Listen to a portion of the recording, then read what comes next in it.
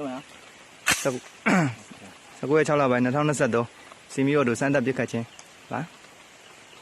ဟုတ်လားပြစ်ဆက်မလားဟုတ်လားဟုတ်တော့ပြီတော့19ရက်6လပိုင်း2023နှစ်လက်မြောက်စမ်းသပ်ပစ်ခတ်ခြင်းဖြစ်ပါတယ်ဟုတ်လား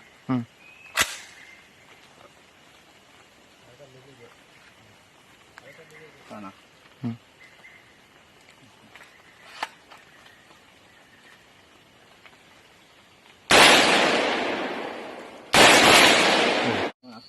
6လက်မြောက်စမ်းသပ်ပစ်ခတ်ခြင်းဖြစ်ပါတယ်